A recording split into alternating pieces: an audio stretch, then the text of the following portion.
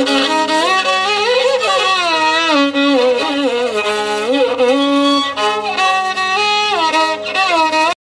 గురుభ్యో నమ. గురు బ్రహ్మ గురు విష్ణు గురుదేవ మహేశ్వర గురు సాక్షాత్ పరబ్రహ్మ తస్మై శ్రీ గురవే నమ.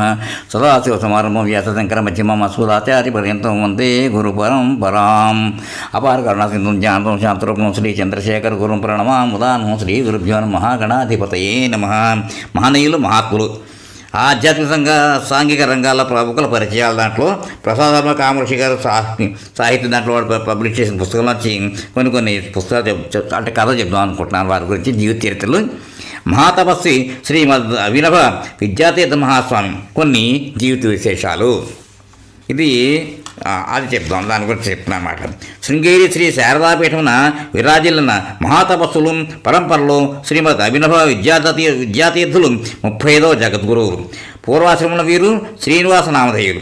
పింగళనామ సంవత్సరం ఆశ్వీజ బహుళ చతుర్థి అంటే 13-11-1917 నాడు కైపూర్ రామశాస్త్రి వెంకటలక్ష్మణుల పెద్ద కుమారునిగా బసవన్నగుడి బెంగళూరులో జన్మించారు. సంగీత త్రిమూర్తులతో ఒకరైన శ్రీ త్యాగరాజస్వామి వారి శాఖకు చెందినది వీరి కుటుంబం. తండ్రి బెంగళూరులో ఒక పాఠశాల ఉపాధ్యాయుడు. కుటుంబం ఆర్థికపరమైన ఒడిదుడుకులతో సతమతమవుతూ ఉండేది. ఈ పరిస్థితుల్లో పిల్లవానికి ఉపనయనం ఎలా చేయాలా అని విచారిస్తున్న తరుణంలో శృంగేరి శారదాంబ సన్నిధిలో ఉపనయనం జరుపుతామని పిలుపు వచ్చింది.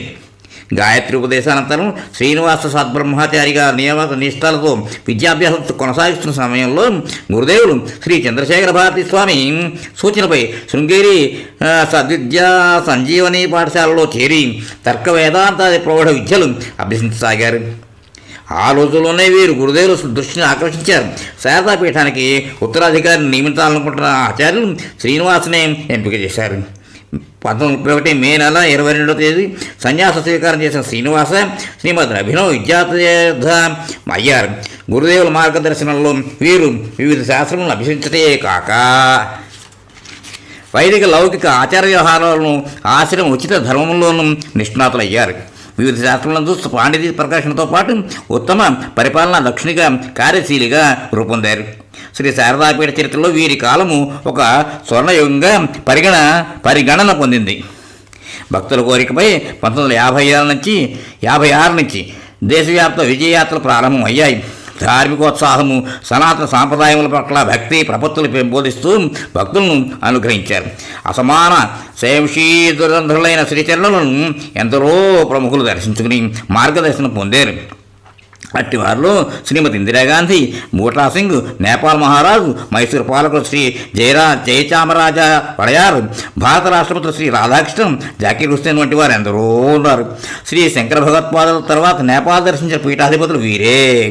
నేపాల్ మహారాజు శ్రీ మహేంద్ర ఆహ్వానం మన్నించి నేపాల్ వెళ్ళి 1967లో శివరాత్రి అచ్చట జరిపారు. శంభోర్మూర్తి చరిత భువనే శంకరాచార్య రూప అన్నట్లు ఆసేత్ హిమాచలం 3 సార్లు సంచారం చేసి ధర్మ ప్రచారం చేసిన అభినవ ఆదిశంకరులు శ్రీ విద్యాతీర్థులు. దెబ్బకు 1 సంవత్సరాల మానుషీలకు ముగింపు పలుకుతూ నృసింహవనంలో తపస్సమాధినిష్ఠులై శుక్లనామ సంవత్సర భాద్రపద బహుళ సప్తమి గురువారం 21/9/1989 నాడు మహాప్రస్థానం చేశారు. శ్రీచరణ దేశభక్తి నేను తమిళుడను, కన్నడ ఊడిగను, ఆంధ్రుడను అని చెప్పడం సమంజసం కాదంటారు. మనమందరము భారతీయులము. భారతీయ సంస్కృతి ఏకాకృతి గలది. అందరం భారతీయులమే అన్న ఏకభావముతో కృషి చేసిన వారు మన సమస్య చేసినప్పుడు మన సమస్యలు చాలా భాగం పరిష్కరించబడతాయి అని వారి అభిప్రాయం. దేశం కొరకు తమ సర్వస్వం ధారపోసిన మహాత్ములను ఆయన ఎంతో గౌరవం చూపించేవారు. శ్రీవారికి యుద్ధము, రక్తపాతం, హింస అన్నది సమ్మతం కాదు. అయితే విదేశీయుల వలన మన దేశం ముప్పు ఏర్పడినప్పుడు దేశరక్షణ నిధికి భూరి విరాళములు ఇచ్చారు. దేశము రక్షింపబడవలనని పీఠ దేవతలను నిత్యము ప్రార్థన చేసేవారు. పూర్వము దేశరక్షణ ఒకే వర్ణం వారికి స్వధర్మంగా ఉండేది. కానీ ఇప్పుడు సేనలో ఉన్న ప్రతి వారికి అది స్వధర్మము అని చెప్పే వీరు సైనిక శిబిరంలో వెళ్ళి వారికి స్వదేశ రక్షణ గురించి ప్రోత్సాహకరమైన సందేశం ఇచ్చారు. 1945లో మద్రాసులో కనకాభిషేకం జరపగా ఆ స్వర్ణ నాణ్యాలని మరికొంత ద్రవ్యం జత చేసి జాతీయ రక్షణ నిధికి సమర్పించారు. శిష్యవాత్సల్యం. ఒకసారి ముస్లిం భక్తులు ఒకరు స్వామి దర్శనం చేసుకున్నాడు. ఆయనకు ఎంతకాలమైనా సంతానం కలగలేదు. ఎన్నెన్నో ప్రయత్నాలు చేశాడు. ఆయన ఫలితం కనిపించలేదు. స్వామిని దర్శించుకోగానే అతను ఏమి చెప్పుకోనకపోతే మీకు సంతానం కలుగుతుంది అని ఆశీర్వదించారు. ఆచార్యస్వాముల ఆశీర్వాదం వృధా పోదు కదా. అనంతకాలంలోనే అతనికి పుత్రుడు కలిగాడు. అమితానందభరితుడై స్వామి దర్శించుకున్న శుభార్త తెలిపి పాదపూజ చేసుకోవడానికి అనుమతి ఇమ్మని అడిగాడు. కానీ ఇట్టి ఆచార కర్మకాండ ముస్లిం మత సాంప్రదాయాలకు అనుగుణమైనది కాదు అన్న సత్యాన్ని దృష్టిలో పెట్టుకుని శ్రీచరణులు అవసరం లేదు నాయన అని వారించారట. చివరికి ఆ భక్తుని కోరి కాదనలేక అతనిచ్చిన చిరుకానుక స్వీకరించారు. గురుకృపా విలాసం. ఒక పర్యాయం గురుదేవులు ఆంధ్రదేశాన గోదావరి నది దాటి కోనసీమలో ప్రవేశించాలి. గోదావరి తీరానికి రాగానే కుంభవృష్టిక వర్షం మొదలైంది. ఆ సమయంలో నది దాటం ప్రమాదకరం. అప్పటికప్పుడు గోదావరి ఒడ్డున రాత్రి మకాం చేయవలసి వచ్చింది. దగ్గరలో ఉన్న ఒక పాకలో మకాం ఏర్పాటైంది. అందులోనే చంద్రమౌళీశ్వర పూజ వంట చేయడం జరిగింది. శ్రీచరణులు విశ్రమించడానికి ఆ పాకలను ఏర్పాటు చేశారు. బయట వర్షం ఏమాత్రం తగ్గగా కురుస్తూనే ఉంది. గురుదేవులు ఆ పాకలో విశ్రమిస్తే పరివారం ఉండడానికి చాలదు.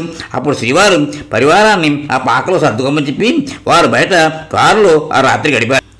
అయోధ్యలో శ్రీరామ జన్మభూమి దేవాలయం తెరవబడినప్పుడు శ్రీచరణులు ఆనందమును వెలుగుతూ భారతీయులందరూ ఐక్యతాబద్ధులు చీటుకు ఒకే విధమైన చట్టం అడగాలని కానీ సెక్యులరిజం అన్న పేరుతో భిన్న వర్గముల వారికి భిన్నమైన చట్టములు ఉండటం సమంజసం కాదు. హాస్యాస్పదం కూడాను. న్యాయస్థానం వారి ఉత్తర్వుల మేరకు రామజన్మభూమి ఆలయం తెచ్చడం వలన ప్రతి పౌరులు న్యాయస్థానం ఉత్తర్వులను శిరసావహించాలి.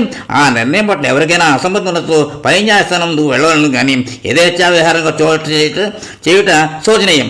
రాజకీయ నాయకులపై ప్రజలకు విశ్వాసం లేకపోవటం, ఆ రాజకీయ నాయకులు ప్రజల అవసరం లేవియో తెలియకపోవటం నేటి సాంఘిక దుస్థితి కారణం జగద్గురువులు అన్నారు. హింసాకాండ లేకుండా చట్టసమ్మతంగా సౌమ్యంగా ఆలయ విముక్తి సాధించిన ప్రజలను అభినందించారు. మరణం గురించి చింతించేవారిని అర్థం చేసుకోవడం కష్టం. మరణం అందరికీ సామాన్యమే. జన్మనెత్తిన ప్రతి ఒక్కరూ ఏదో ఒకనాడు మరణించక తప్పదు.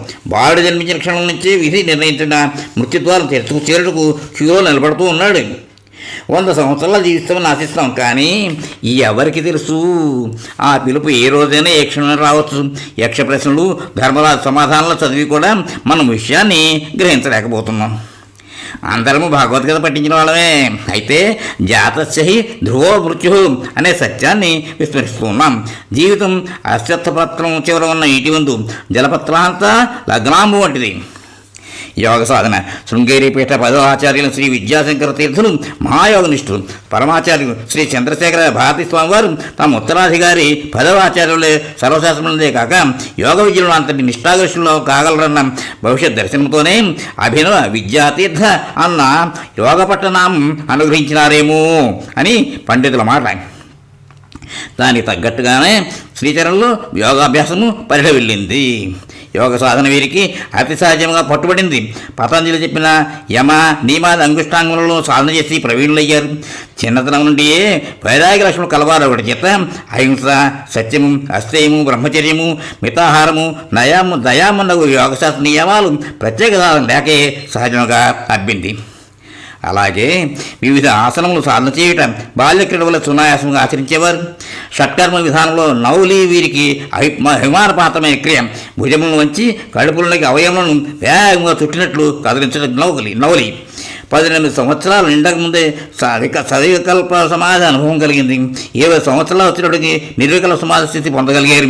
ఈ నిర్వికల్ప సమాధి స్థితిని పలుమార్లు అనుభవంలోకి తెచ్చుకోవడం ద్వారా జీవన్ముక్త స్థితిని సాధించిన యోగివర్యులు శ్రీ విద్యాతీర్థులు.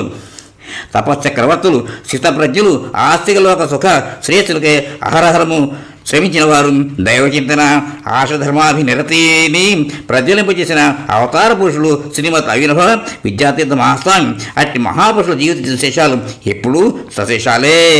అవి నిరంతరం మార్గదర్శనం చేస్తూనే ఉంటాయి. ఇక్కడితోటి ఈ ఎపిసోడ్కి విరామం ఇద్దాం.